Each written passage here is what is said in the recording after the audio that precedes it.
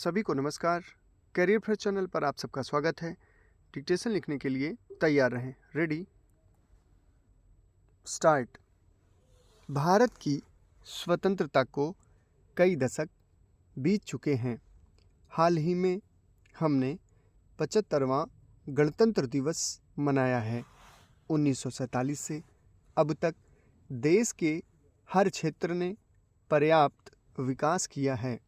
आज भारत का अंतरिक्ष कार्यक्रम विश्व के सफलतम अंतरिक्ष कार्यक्रमों में शामिल है। भारतीय सेना विश्व की सबसे ताकतवर सेनाओं में सम्मिलित है तथा भारत की अर्थव्यवस्था विश्व की 5 सबसे मजबूत अर्थव्यवस्थाओं में से एक है। अन्य क्षेत्रों में भी भारत नियमित रूप से विकास की नई कहानियाँ लिख रहा है। इन उपलब्धियों के बावजूद एक ऐसा क्षेत्र भी है जो आज भी विकास की दौड़ में कहीं पीछे रह गया है। खाद्य सुरक्षा, ग्रामीण रोजगार जैसे क्षेत्रों में महत्वपूर्ण भूमिका निभाने वाला कृषि क्षेत्र आज भी उस स्थिति में नहीं पहुंच पाया है जिसे संतोषजनक माना जा सके। इसका परिणाम यह हुआ है कि कृषि पर निर्भर देश के करोड़ों लोग आज भी बेहद अभावों में जीवन जीने को विवश हैं और कई बार ये कृषि के माध्यम से अपनी बुनियादी ज़रूरतें भी नहीं पूरी कर पाते हैं। भारतीय कृषि के अपर्याप्त विकास के मूल में कुछ ऐसी समस्याएं हैं जिन्हें दूर किए बिना कृषि का विकास संभव नहीं है। भारत के ज़्यादातर किसानों के पास कृषि में निवेश के लिए पूंजी का अभाव कमी है। आज भी देश के ज़्यादातर किसानों को व्यावहारिक रूप में संस्थागत ऋण सुविधाओं का लाभ नहीं मिल पाता।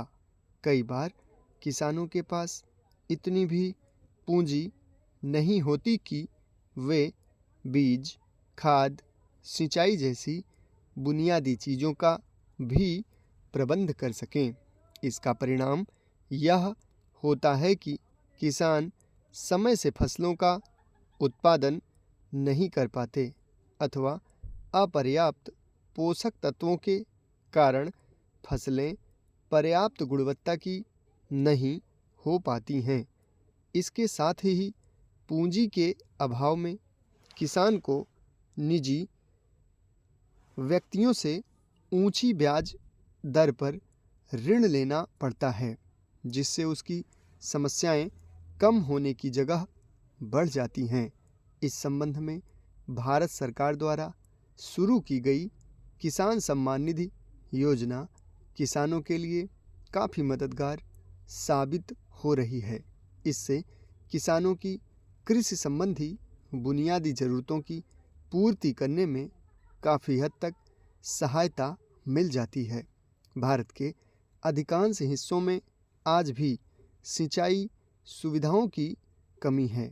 निजी तौर पर सिंचाई सुविधाओं का प्रबंध वही किसान कर पाते हैं जिनके पास पर्याप्त पूंजी उपलब्ध है, क्योंकि सिंचाई उपकरणों जैसे ट्यूबवेल स्थापित करने की लागत इतनी होती है कि गरीब किसानों के लिए उसे वहन कर पाना संभव नहीं है।